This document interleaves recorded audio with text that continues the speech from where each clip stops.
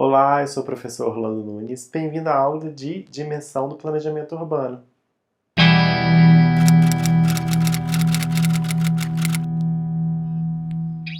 E na aula de hoje, nosso objetivo é analisar os direitos constitucionais e correlacionar com as dimensões do planejamento urbano, entender como funcionam esses planos diretores e recém-aprovados a partir do Estatuto da Cidade de 2001, os guias de planejamento urbano como um dos produtos de planejamento, as estruturas administrativas de prefeituras no Brasil e condicionam a forma como esse planejamento urbano e essas dimensões podem ser alcançadas, e por fim, então, falar um pouco sobre que dimensões são essas a do planejamento urbano. Vamos começar?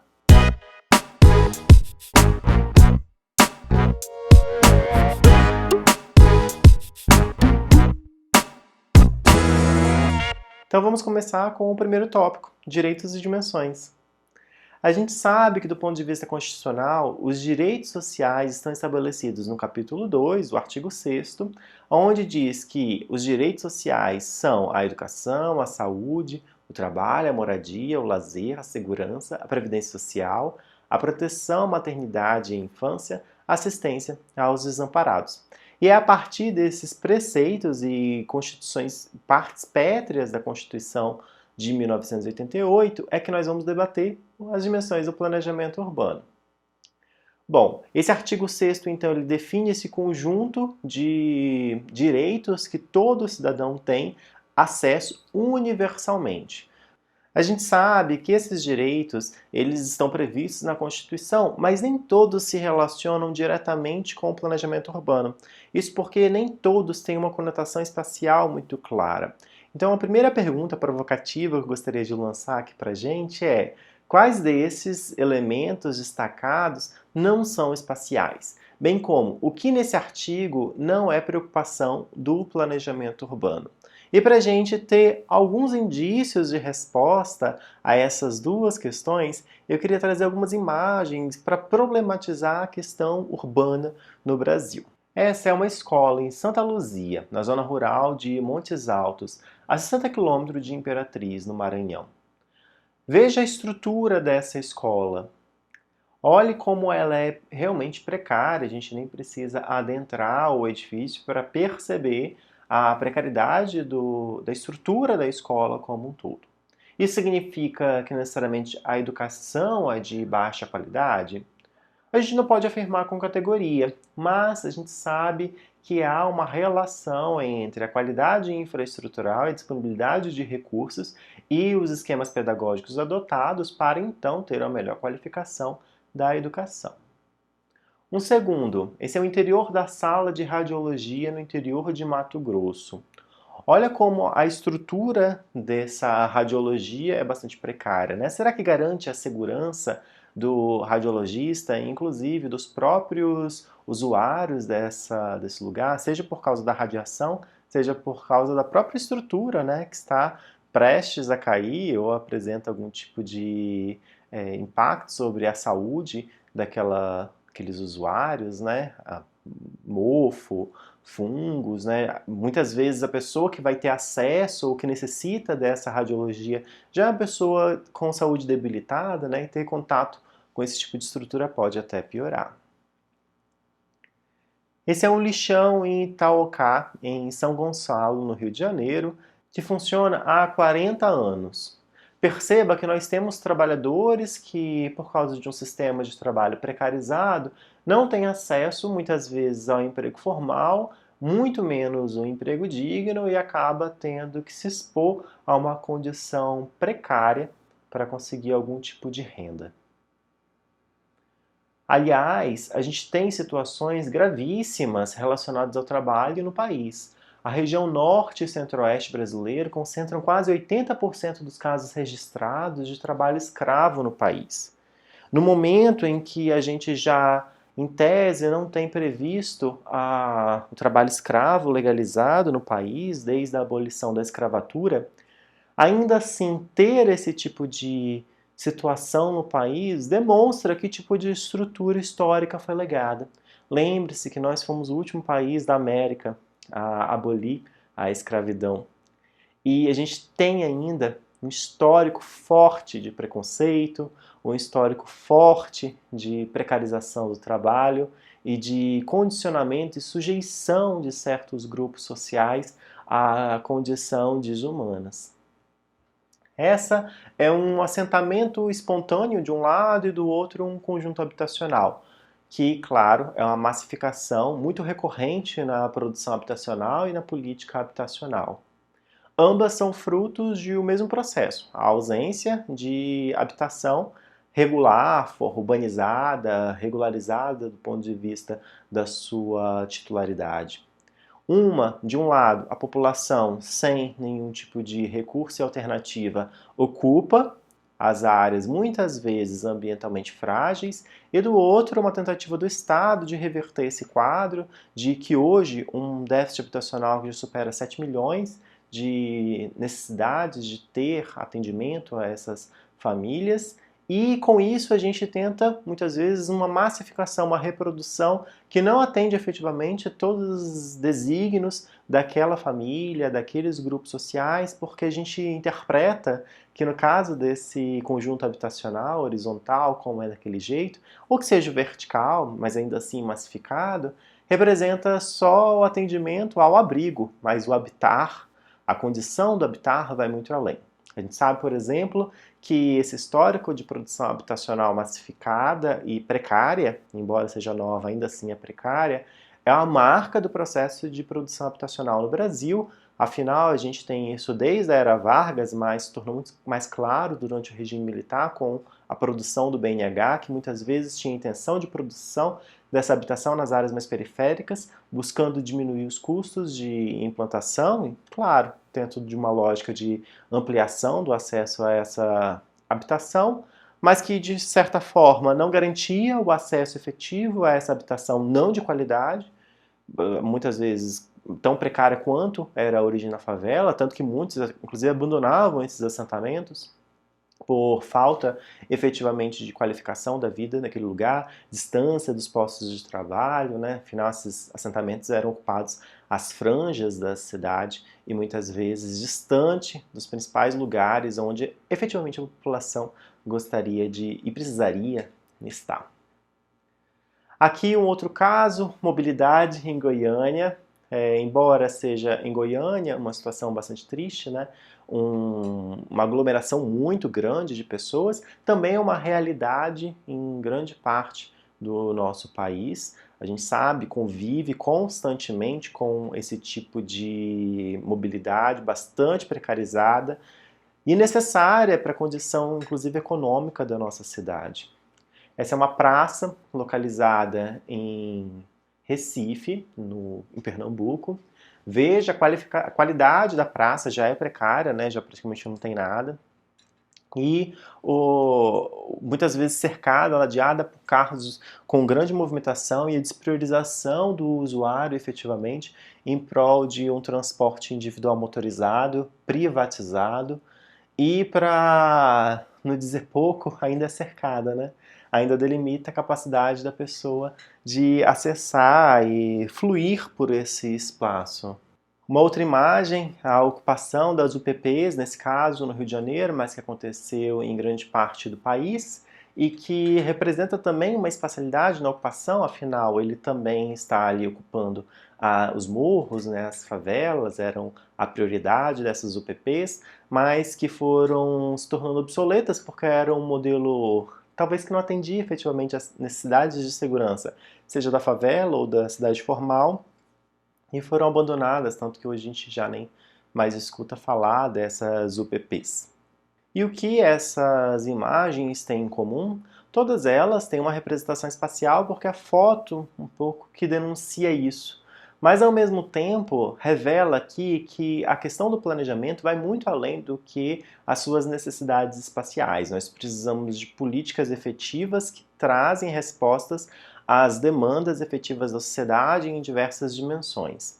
Então, para a gente ficar nessa última imagem das UPPs, uma política de segurança efetiva que vai garantir que a população tenha acesso a uma segurança digna, ela perpassa não só a sua dimensão espacial, também a dimensão espacial, mas também um certo desígnio de futuro do que se espera para aquele lugar, não é? E, de certa forma, até a imagem que se tem sobre cada um desses lugares influencia em que tipo de decisão as forças de segurança vão adotar para esse lugar. E assim como todos, naquela primeira imagem da educação, por exemplo, também tem uma conotação espacial forte, mas está intimamente conectado com que tipo de educação a gente espera para o nosso país.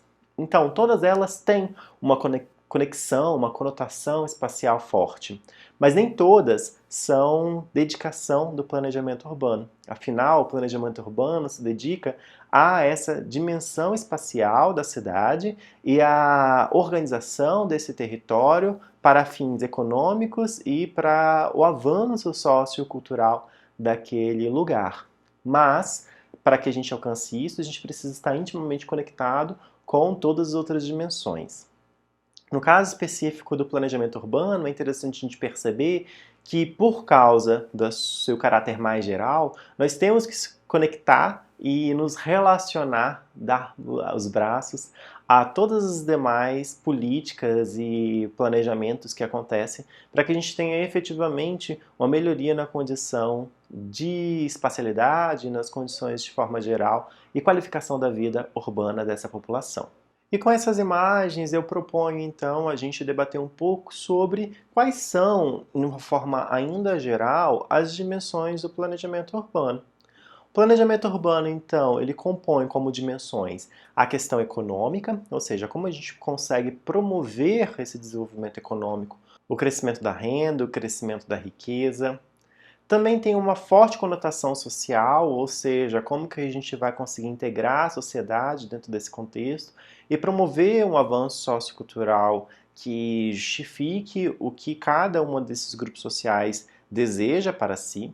Uma forte conotação ambiental, seja aquele ambiente natural ou aquele ambiente urbano que necessita de nossa atenção para que haja conservação ou a preservação, ou então a qualificação, revitalização, os REs como um todo, né, reabilitação, que é a tentativa de resgatar ou então renovar algum tipo de uso, isso na condição urbana, e no caso da condição ambiental, a conservação e preservação de fato dos nossos recursos naturais para o hoje e para as gerações futuras, como nos diz algumas dessas mensagens de caráter de sustentabilidade.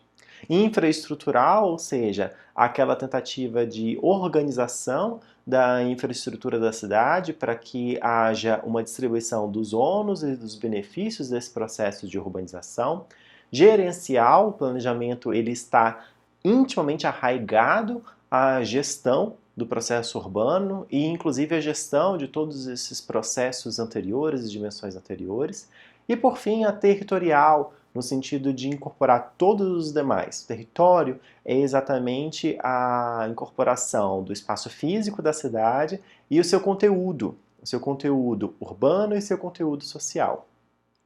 Cada uma dessas dimensões tem divisões internas e aspectos a serem considerados para que a gente consiga interpretá-los de uma forma cada vez mais profunda. Essas dimensões, na verdade, são a representação da totalidade da cidade. A experiência vivida, na verdade, é a cidade como um todo. Só que para a gente compreender essa cidade como um todo, ou seja, a sua totalidade, a gente precisa dividir em partes. Essas partes é o que nós estamos chamando aqui de dimensões. Cada uma das dimensões versa sobre um tema. A gente divide a cidade como um todo em vários temas e aí, a partir disso, a gente consegue entender de forma mais complexa cada um dos temas. Entendendo cada tema de forma mais complexa, no final a gente reúne toda a complexidade para ter um entendimento mais complexo do que é essa cidade. Aqui, o nosso objetivo é atacar a complexidade da cidade com mais complexidade do ponto de vista analítico. Essas dimensões surgem com a prática do planejamento, seja dos agentes privados ou públicos, como as ONGs, empresas privadas, órgãos públicos.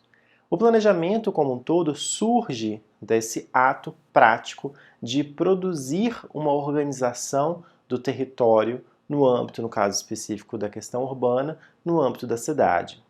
Já em outros âmbitos, a gente também tem outras práticas de planejamento. E o mais interessante é que essas práticas conversam, no sentido de a gente costurar um planejamento que versa sobre a condição humana, mas também como processos. E que processos são esses que podem, de certa forma, serem transferidos de uma dimensão para outra para que a gente tenha planejamentos cada vez mais robustos e que a gente parta não de um zero na forma de planejar, e sim de um ponto de partida já dado e já testado por outros agentes. E esses agentes produzem o que exatamente? Bom, eles produzem planos diretores recém-aprovados, guias de planejamento e estruturas administrativas que compõem as prefeituras do Brasil. Essas são as práticas que deram origem, então, a essas várias formas de a gente dividir a cidade. Nós vamos passar, então, por cada uma delas. Os planos diretores, eles têm uma história bastante longínqua, se a gente for considerar a história da organização territorial no Brasil. Se a gente for pegar, por exemplo, a primeira manifestação disso, é esse, o Plano de Porto Alegre. Ele foi o primeiro plano para uma capital no país, na época era chamado Plano Geral de Melhoramentos, dentro daquela linha do urbanismo sanitarista. Esse é de 1914 e ele versava sobre a forma da cidade e sobre a configuração da cidade. Passado toda essa história, desde 1914, ou seja, passado mais de 100 anos, a gente pôde perceber nessa história que o plano diretor só foi obrigatório mesmo a partir de 1988. E, de certa forma, ainda não abraça todos os municípios, a gente vai ver um pouquinho mais à frente. Esse plano diretor, que passa a ser então obrigatório a partir de 1988, na verdade não é o mesmo plano diretor lá de 1914. Duas diferenças aqui são substanciais. Enquanto lá em 1914 os apontamentos dos técnicos eram bastante relevantes na produção desse planejamento e a população, de certa forma, não era escutada, a partir de 1988, a nossa Constituição mais democrática de todo o período brasileiro, de história do Brasil e de independência brasileira, o que a gente pôde perceber é que houve essa tentativa de escutar a população através de audiências públicas, que é a principal manifestação, mas também com consultas, com diagnósticos que mais escutam do que determinam a condição da cidade. A Constituição de 88 foi, então, um marco importante aqui para o planejamento urbano nacional. Em especial por causa daqueles movimentos de reforma urbana que já se anunciavam na década de 70 e que se tornaram bastante proeminentes na década de 80 até lançarem o artigo 182 nessa Constituição, que fala que a política de desenvolvimento urbano executada pelo poder público municipal, conforme diretrizes gerais fixadas em lei, tem por objetivo ordenar o pleno desenvolvimento da função social da cidade e garantir o bem-estar de seus habitantes. Veja como esse artigo ele é interessante. Ele, na verdade, inaugura uma política de desenvolvimento urbano no Brasil de ordem democrática pautada no debate sobre a função social da cidade e, depois, mais tarde, da função social da propriedade, que busca implementar uma série de estratégias para alterar a condição urbana precarizada de alguns lugares, e em especial para que haja um melhor equilíbrio entre os ônus e os benefícios do processo de urbanização. O parágrafo 1º, por exemplo, diz que o plano diretor aprovado pela Câmara Municipal, obrigatório para cidades com mais de 20 mil habitantes, é um instrumento básico da política de desenvolvimento e de expansão urbana. O que é mais interessante aqui é que esse parágrafo da Constituição determina e delega ao plano diretor papel fundamental para fazer cumprir o artigo 182 da Constituição. E o mais interessante de tudo isso é que esse artigo e esse parágrafo, por meio do plano diretor, é o que determina a toda a ocupação da cidade e, portanto, grande parte da arquitetura, seja a arquitetura do edifício, a arquitetura urbana, a arquitetura paisagística e, claro, aqui nós, do planejamento urbano. Eu queria continuar mostrando um exemplo de como é que funciona esse plano diretor aprovado a partir de 2001 com o Estatuto da Cidade, à luz da Constituição de 88. Bom, para que a gente pudesse fazer isso, considerando que o plano diretor ele tem uma ordem municipal, eu teria que selecionar um município. E para isso, então, eu selecionei um município complexo para a gente conseguir entender o que é o planejamento urbano, porque não é um planejamento urbano daqueles os mais fáceis da forma como está feito, né? Que é aqui no Distrito Federal. Então eu vou falar um pouquinho sobre o ordenamento territorial do Distrito Federal. Nós começamos, no ponto de vista do planejamento urbano aqui do Distrito Federal, com o PDOT. O PDOT é o nosso plano diretor. Em outros municípios, esse instrumento é chamado de Plano Diretor Municipal. É o nome mais utilizado na atualidade. Em municípios onde não há área urbana, e tem os municípios que não têm área urbana, toda a sua área ou é área ambiental ou é área urbanizada, muitas vezes a gente não chama de Plano Diretor Municipal, embora não houvesse um empecilho nessa denominação. Mas a gente costuma utilizar um outro nome, que é o Plano Diretor Urbano, PDU. É um nome um pouco mais antigo, muito utilizado, no momento em que, inclusive, o plano diretor estava um pouco em descrédito. Talvez uma atualização do nome foi até bem-vinda nesse caso. O ponto central aqui é por que a gente não chama de PDM ou PDU no Distrito Federal. PDM, Plano Diretor Municipal, é um pouco incoerente no caso do Distrito Federal, porque o distrito não é um município. Então a gente teria que chamar no mínimo de PDD, Plano Diretor Distrital, para ficar equiparado com a denominação correta da unidade federativa. Mas a gente não chamou de PDD, chamou de PDOT, Plano Diretor de Ordenamento Territorial, e é um termo também utilizado em outros lugares, em outros contextos, para explicitar o que seria o plano diretor. Como já é algo que acontece desde os anos 90, antes mesmo do Estatuto da Cidade, então uma alteração talvez poderia gerar até confusão. A denominação não importa tanto, o que importa é o que ele significa. Ele é a estratégia principal do planejamento e da política urbana no Distrito Federal.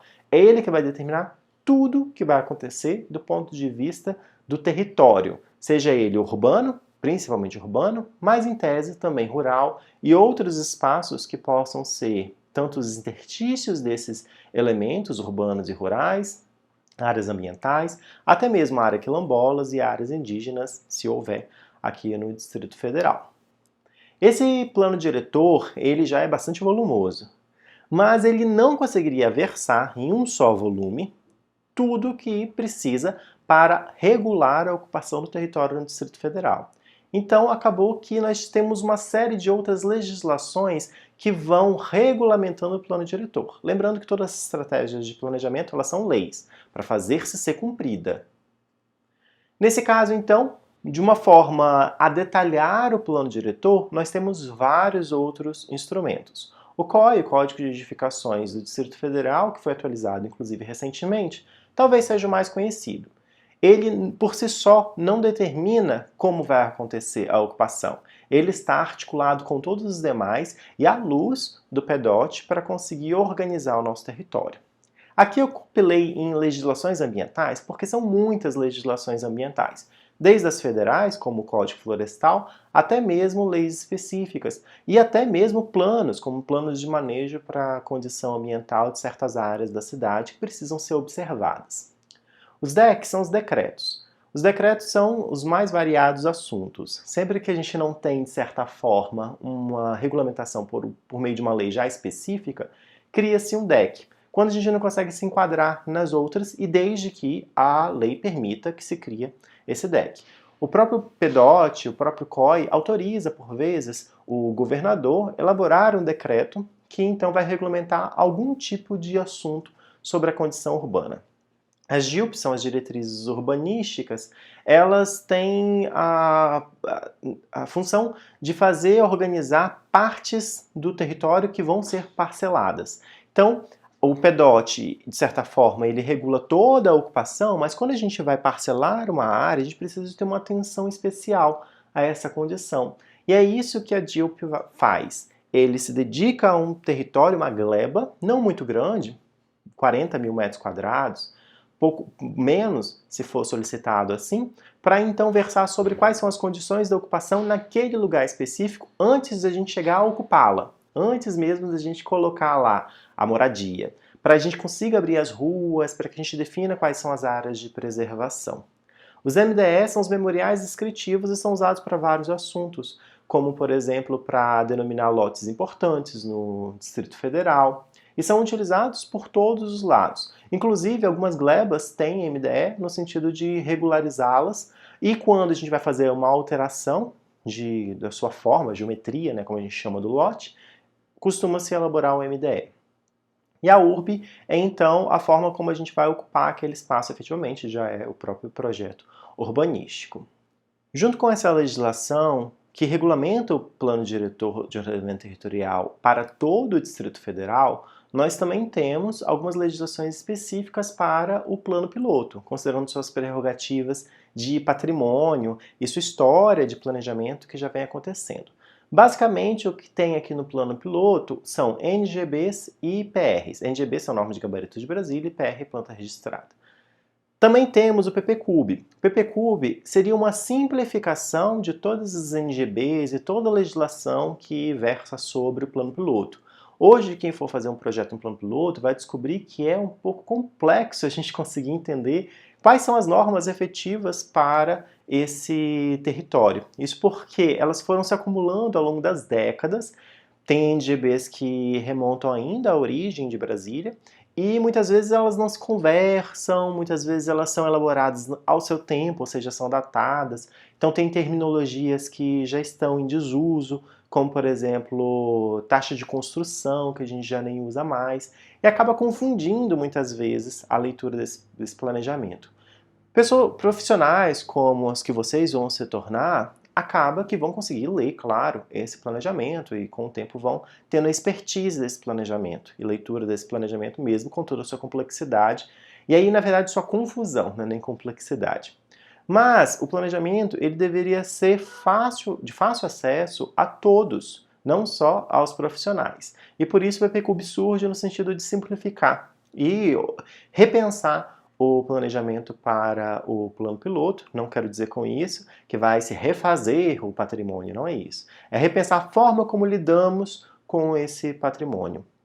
Nesse caso, então, esse conjunto de documentos ainda está em discussão na Câmara Legislativa e, portanto, eles não podem ser utilizados como parâmetros efetivos para a ocupação.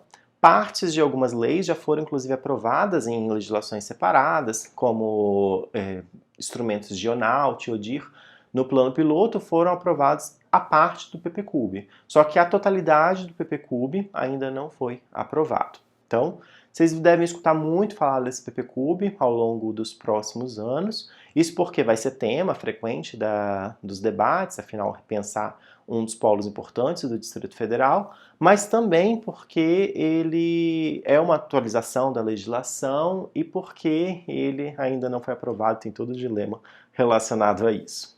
Bom, se a gente tem legislações específicas para o plano piloto, nós também temos legislações para o restante das RAs, né, das regiões administrativas do Distrito Federal. O que nós temos em cada uma das RAs são os PDLs e a LUOS. A LUOS, na verdade, é uma legislação também de todo o Distrito Federal, exceto o plano piloto, por isso que eu coloco aqui nas demais RAs. Antes, o que nós tínhamos, antes do final de 2018, nós tínhamos legislações específicas para cada uma das RAs, que estavam inseridos dentro dos planos diretores locais, os PDLs. Com o passar do tempo, a gente foi percebendo que lidar com um planejamento específico para cada RA também gerava confusão. Toda vez que a gente fosse fazer um projeto naquela RA, a gente teria que ter acesso a essa documentação e essa legislação, por vezes tratada diferentemente. Ou seja, a gente estava reproduzindo a lógica da forma como foi conduzido o planejamento no plano piloto e que ia se consolidando ao longo do tempo, mas ao mesmo tempo ia gerando desatualizações e legislações que não eram atualizadas permanentemente. Nesse caso, criar uma legislação única para todo o Distrito Federal, exceto o plano piloto, foi muito conveniente. A LUOS, nós vamos estudar ela um pouco mais à frente, a Lei de Uso e Ocupação do Solo, ela é de muito fácil acesso. Depois que você entende algumas regrinhas, você consegue acessá-la facilmente. Seria, inclusive, muito conveniente o plano piloto também adotar a mesma estratégia da LUOS como forma de produção dessa legislação, claro, não como conteúdo em si. Os PDLs, então, tinham um papel significativo até 2018, né? Porque eles tinham a forma como a gente ia ocupar cada uma das RAs. E são todas as demais, então, ou seja, boa parte do Distrito Federal era regulamentado por diversos PDLs. Os PDLs, eles não foram revogados com a elaboração da LUOS, Porque o PDL, além de ter a forma de ocupação, também tinha vários outros instrumentos e regulamentava várias outras questões sobre como ocupar o território. E aí que entra a permanência do PDL, porque ele continua na parte onde ele não versa sobre o uso e ocupação do solo. Tudo que era uso e ocupação do solo, o zoneamento, para a gente tratar aqui em minúcias, foi para a LUOS e foi revogado dentro do PDL. E o PDL continua com todo o restante, que é muita coisa. Nem toda RA tem um PDL. PDLs costumavam ser feitos para as RAs que tinham mais complexidade urbana e uma situação de formalidade, do ponto de vista da titularidade dos imóveis, mais regular. Então acabou que nem todas as RAs tinham PDLs, ou porque não tinham complexidade, enfim. Também algumas RAs foram desmembradas e acabou que parte do território dessas RAs desmembradas continuavam nos PDLs antigos. Então, se a gente for, por exemplo, consultar as diretrizes mais gerais para Águas Claras, ainda está no PDL de Taguatinga, porque afinal Águas Claras era uma RA de Taguatinga antes do desmembramento. Deu para perceber então que é uma legislação robusta, muitas vezes confusa, em especial no plano piloto. Mas muitas vezes essas várias legislações são necessárias. A gente conseguiria simplificar aqui no Distrito Federal? Certamente a gente conseguiria simplificar para formas de planejamento talvez mais diretas, formas de planejamento que consideram o território como um todo, não fica desmembrando o território em várias fatias, considerando que a gente mora numa metrópole. Uma metrópole ela é um contexto único, né, de inserção. Mas, para além dessas dificuldades todas, muitos dos municípios têm, sim, um código de edificações. As DILPs, MDEs e URBs geralmente são feitas em outros municípios em uma legislação específica de parcelamento. Então, a gente tem lá também uma lei de parcelamento. Aqui a gente tem várias leis para falar sobre isso. Mas quando a gente vai entendendo e pegando o fio da meada, a gente vai conseguindo lidar bem com todas essas legislações aqui no Distrito Federal. Só convido vocês a sempre proporem uma simplificação. Mas isso não quer dizer que é uma simplificação do entendimento da análise diagnóstica e de proposição para o território. Não, o território sempre tem que ser lido complexamente. Só que o resultado dessa análise complexa pode ser mais simples. A gente pode simplificar para um melhor acesso à população e profissionais que vêm de outros lugares e querem atuar aqui no Distrito Federal. Bom, um outro tipo de produto que é elaborado também no âmbito do planejamento são os guias de planejamento urbano. O que são esses guias de planejamento urbano? Eles são publicações produzidas ou mais ou menos como orientações para diversos outros municípios, ONGs ou planejadores urbanos entender a atuação dos planos diretores ou outras peças que são regulamentações desses planos diretores.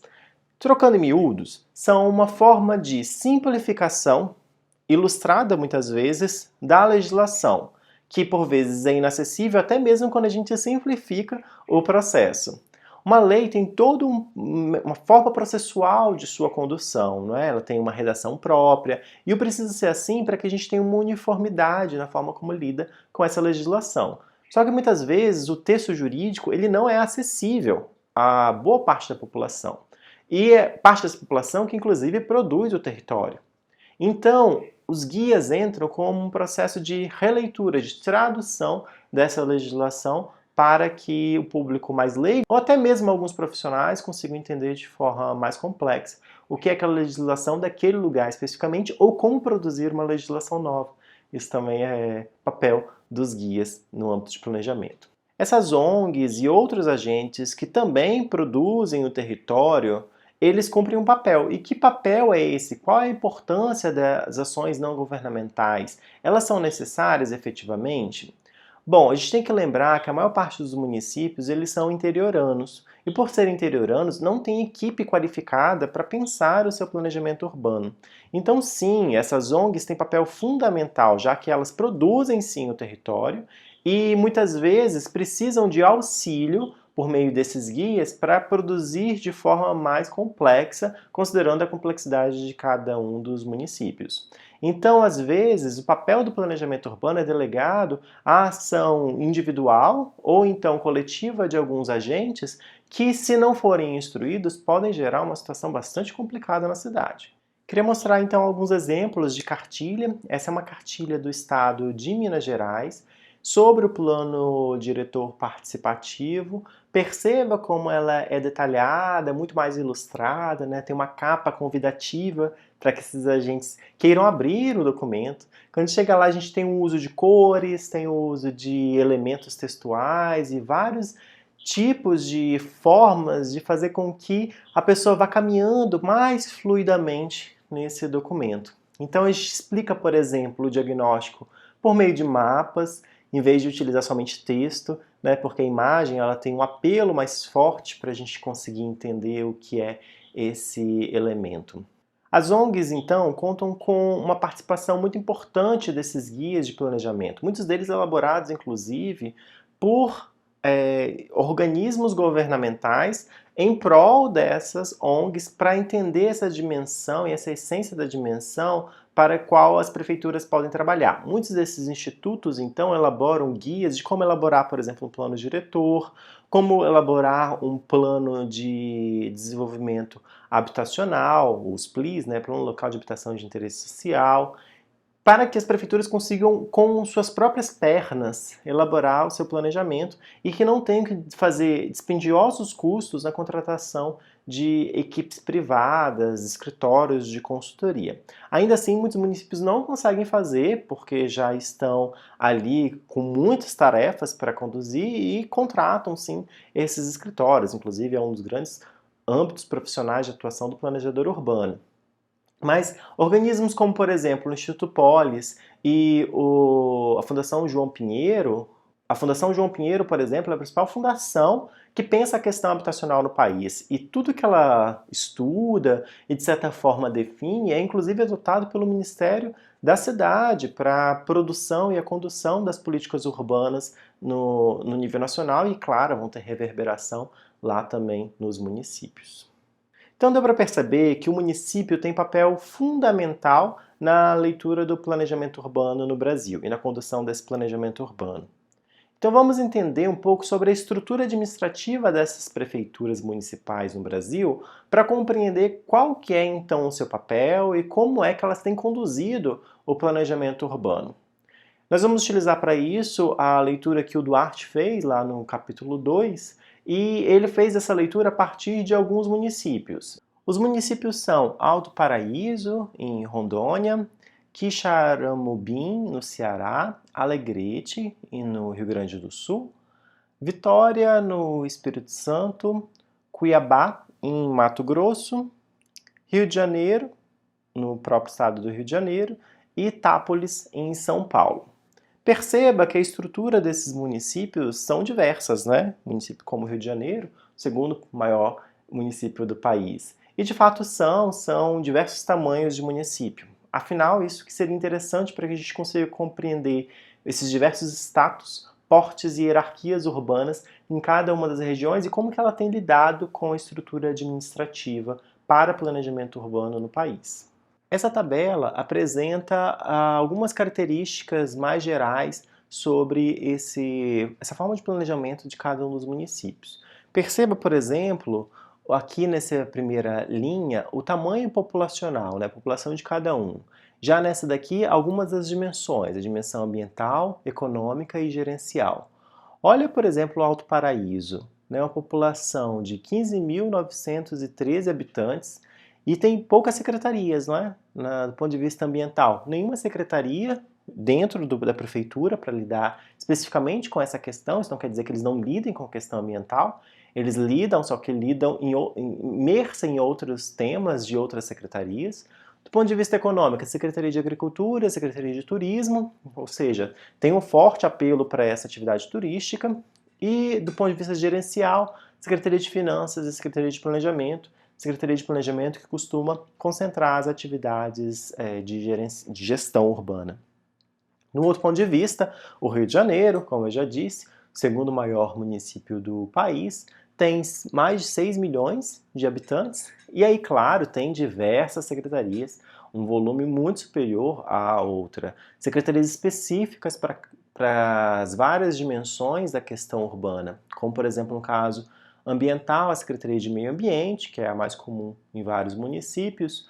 Do ponto de vista econômico, a Secretaria de Trabalho e Emprego, a Secretaria de Desenvolvimento Econômico, Ciência e Tecnologia. Do ponto de vista gerencial, nós temos aqui 5 secretarias. Secretaria de Governo, Secretaria de Fazenda, Secretaria de Administração, a Secretaria de Urbanismo e a Secretaria de Publicidade, Propaganda e Pesquisa, que concentra ali, num todo, a gestão do espaço urbano e a forma como os agentes privados vão conduzindo a produção desse território.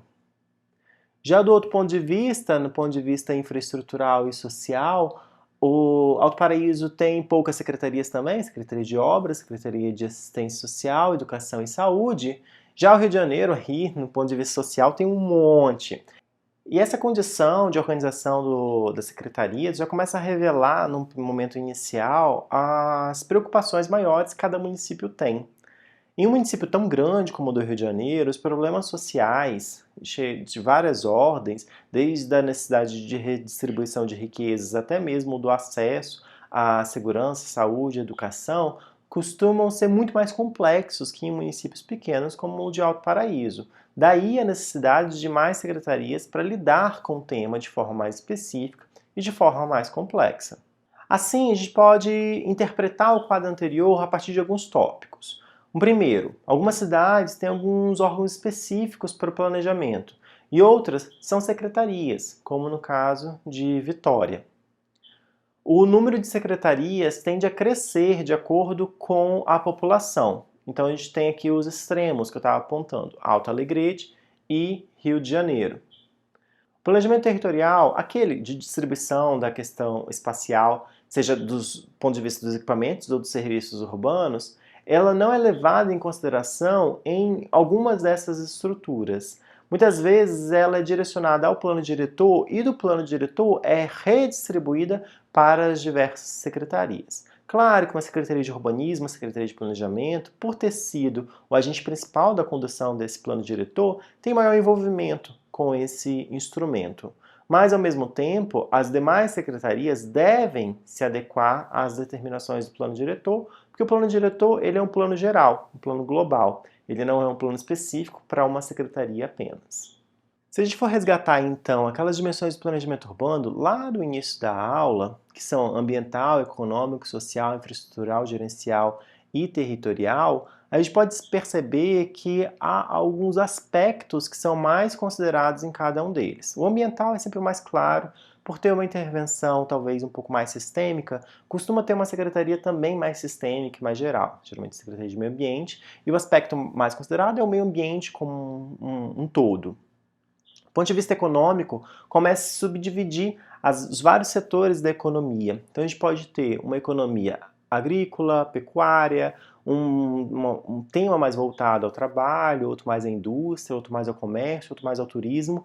E perceba, nem todo município precisa de todos esses aspectos, porque municípios que não são turísticos não vão precisar de uma secretaria de turismo, não vão precisar tratar desse tema do turismo, por exemplo. Também temos na dimensão social, talvez a maior ampla gama de aspectos a considerar. Isso porque o Brasil é um país de muita desigualdade e a questão social se torna muito patente num país assim. Se a gente tem mais demanda sobre isso, claro que a gente vai tratar também de forma mais atenciosa, mais complexa.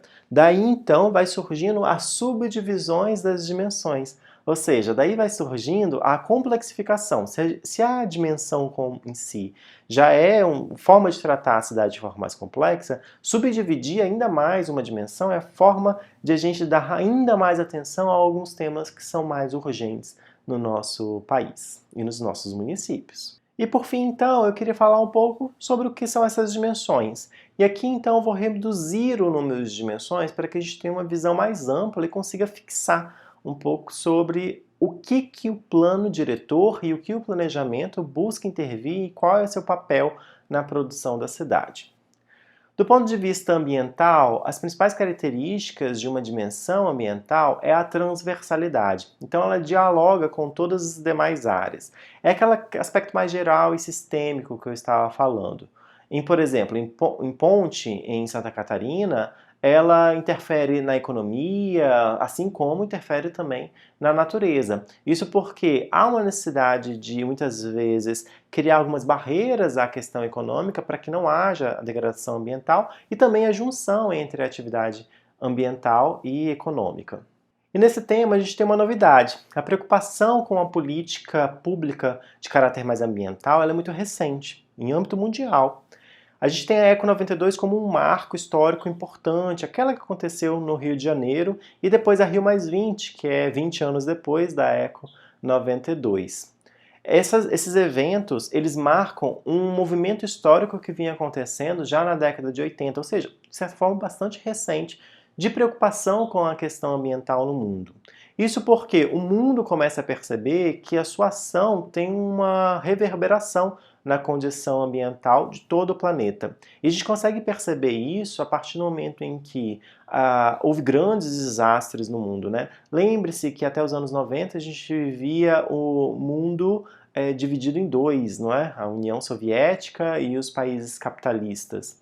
A União Soviética teve um grande desastre, acho que muito conhecido por vocês, de Chernobyl, e o mundo capitalista teve um outro grande desastre que foi o derramamento de óleo da embarcação Exxon Valdez, que causaram graves danos ambientais na escala mundial. Isso nos alertou de forma bastante decisiva sobre o impacto do ser humano na Terra, e a Eco 92 vem como um marco importante que gera regras para todos os países conduzirem suas políticas, e claro, uma condução de uma política transversal como a política ambiental impacta de forma bastante clara no planejamento urbano. Do ponto de vista da dimensão econômica, as principais características é que ela se relaciona com a anterior citada, em especial na busca por recursos, e aí recursos são dos mais variados, mas na atualidade os recursos financeiros têm sido os mais importantes para serem lidados. E são recursos financeiros globais ou até mesmo individuais, ou seja, do ponto de vista individual, a capacidade do município de gerar renda e emprego, e do ponto de vista global, de adquirir e captar recursos para o próprio lugar. Então, a instalação de indústrias, tudo isso é parte dessa dimensão econômica e precisa ser pensado no âmbito do planejamento urbano.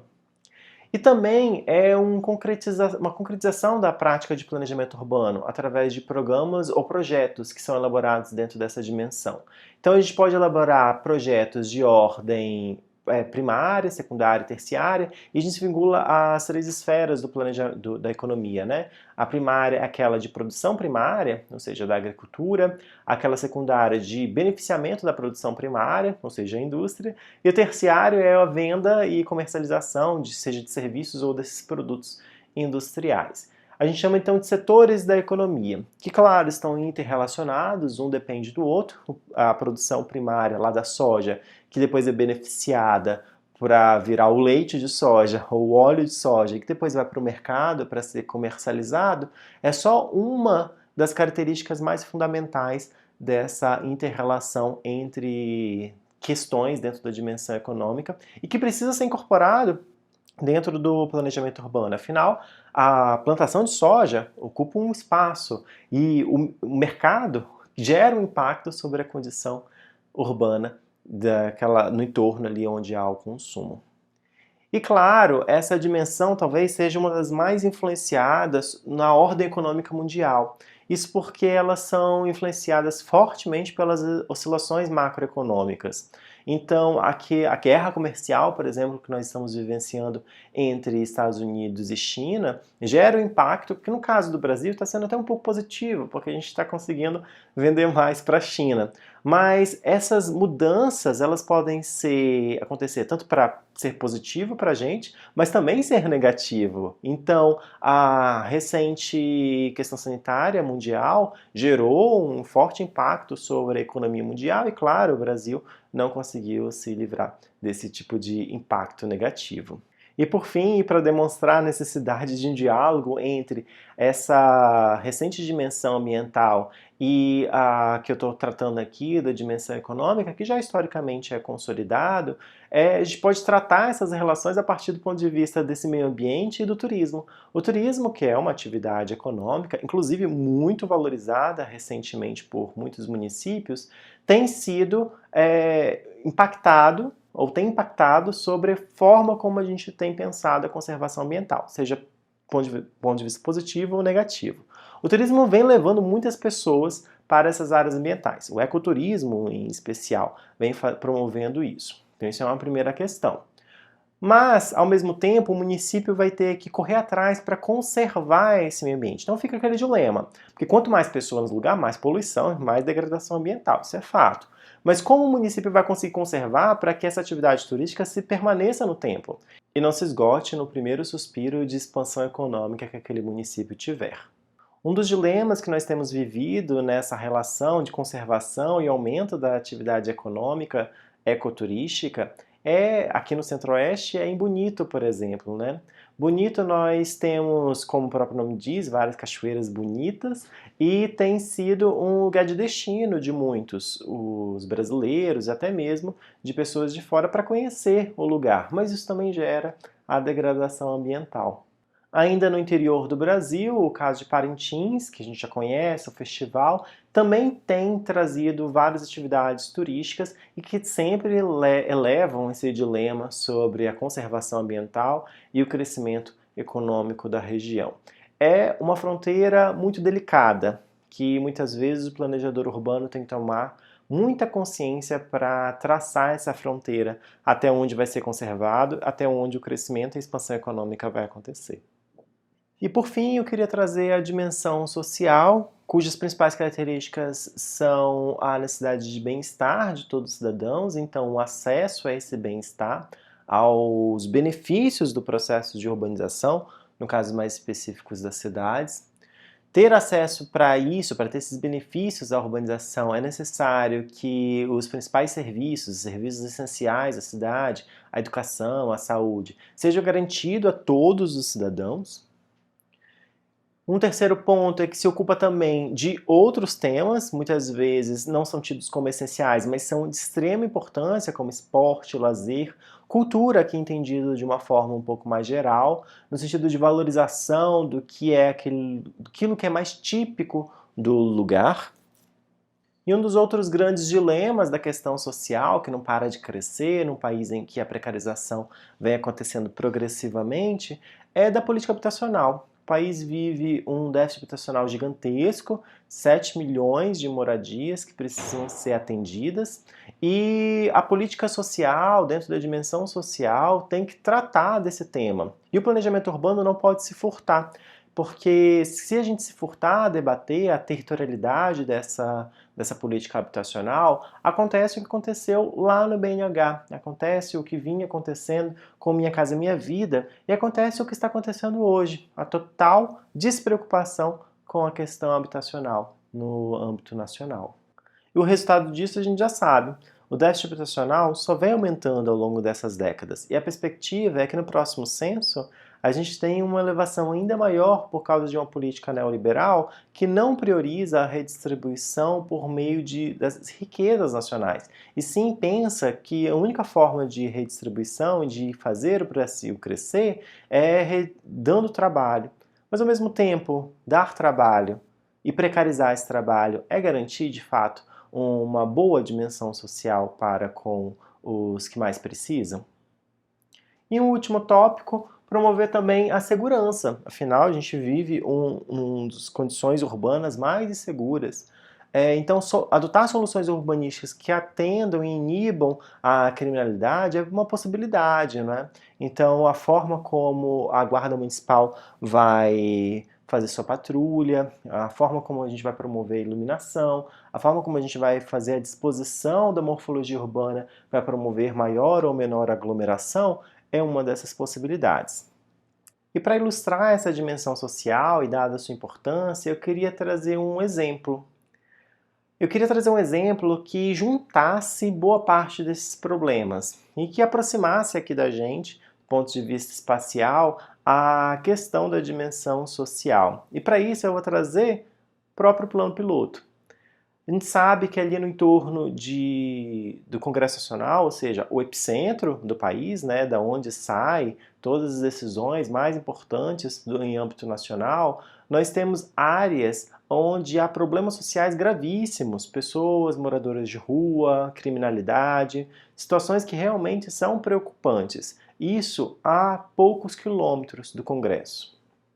Claro que é uma política tem que ser feita e ao longo das décadas várias políticas de assistência social têm sido feitas para resolver muitos desses problemas. Óbvio que em uma cidade tão rica quanto Brasília, quanto o Distrito Federal, né, a gente vai ter também pessoas muito pobres. Em um país que há uma desigualdade muito forte, os lugares mais ricos representam, de uma forma concentrada, essas desigualdades. Então, populações das mais ricas do país convivem com a população que talvez seja mais pobre, aquela moradora de rua. E pobre aqui é no sentido de não ter acesso aos recursos. Não quero dizer ter uma conta no banco recheada. E de que forma a gente lida com essa política? No caso do Distrito Federal, por exemplo, existem várias políticas para os moradores em situação de rua. Nós temos os POPs, que são as áreas onde recepciona essa população que voluntariamente deseja ir para um abrigo para moradores em situação de rua. Houve um caso, e aí eu vou trazer esse caso, que não se concretizou. E eu vou trazer esse caso que não se concretizou exatamente para mostrar, de certa forma, o absurdo que foi a proposição inicial. Eu vou trazer o caso de um centro de acolhimento que foi construído lá em São Sebastião. Então o Congresso está aqui, não é? E a gente está a uma distância bastante grande dos principais lugares onde há essa população moradora de rua, 21 quilômetros de distância. E o resultado foi então esse complexo que se instalou aqui, muito maior do que os POCs que tem em Taguatinga e no plano piloto. Então, de fato, era onde iria se direcionar boa parte dessa política de acolhimento da população em situação de rua. Não se concretizou. Mas não se concretizou não porque é um absurdo a gente distanciar, né? Praticamente era pegar a população de rua e levar para as áreas mais periféricas. Essa é a região talvez das mais afastadas, que poderia ter, assim, dentre as regiões mais aqui dentro do Distrito Federal. É realmente a borda do tecido urbano. Não há mais outro tipo de ocupação densa para além desse complexo que foi instalado lá. Os motivos para ser instalados lá são os mais variados. Dos mais perversos aos mais práticos, né? Onde tem terra pública mais barata, então é onde eu vou implantar. Mas também é uma tentativa de afastamento dessa população moradora de rua, que aos olhos da população mais rica está ali, incomodando, não é? Então vamos tirá-los dali. Se eu levar para um lugar onde eu não vejo, porque a população rica não vai frequentar espaços como essas, as franjas da cidade, acaba que se eu não vejo, então como se o problema não existisse, né? Bom, o complexo foi construído, mas não foi ocupado. Se eu não me engano, ele está desocupado até hoje. Mas o mais interessante é que essa construção, ela não foi ocupada, não porque é um absurdo a gente levar um morador de rua para um lugar tão distante para ser abrigado, né? Porque ali, por exemplo, ele não teria menor acesso à condição de cidade e ter acesso a trabalho, nenhum outro tipo de ascensão, né? De renda e de qualificação da vida.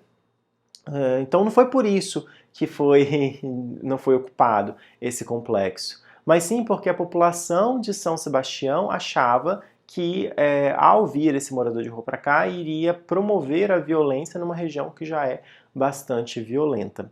Então, muitas notícias, convido vocês a pesquisarem aí, relatam que não era instalado e os argumentos que foram utilizados à época era de que a população não desejava por causa da possível violência que iria atrair esse lugar. Para além da polêmica se ia gerar violência ou não, porque aí entra em outro mérito que aqui eu não quero entrar, me parece bastante elucidativo, não é? Não se questionava a inviabilidade de colocar moradores de rua tão distantes das regiões mais centrais, onde ele tinha possibilidade de qualificação da sua vida, né? Então, ou seja, não se pensou no morador de rua em nenhum momento ao criar esse centro de acolhimento, nem mesmo a desativação antes mesmo dele acontecer, né? realmente é uma situação bastante crítica que a gente precisa pensar cada vez mais antes de tomar ações, porque enquanto a gente está construindo esses centros para não serem viáveis e para serem abandonados, existem tantas outras necessidades na condição da cidade que precisam de infraestrutura e que não sobrou dinheiro porque a gente estava investindo em algo que realmente não traria o resultado. E com isso eu encerro a nossa aula de hoje. Gostaria de relembrar que esse material apresentado por mim é fruto de uma parceria institucional entre o professor Dr. Marcílio Sudério e eu, professor Dr. Orlando Nunes, com base na bibliografia que está disponibilizada aqui ao lado, em especial o livro de planejamento urbano do Duarte. Agradeço e a gente se encontra na próxima aula. Tchau!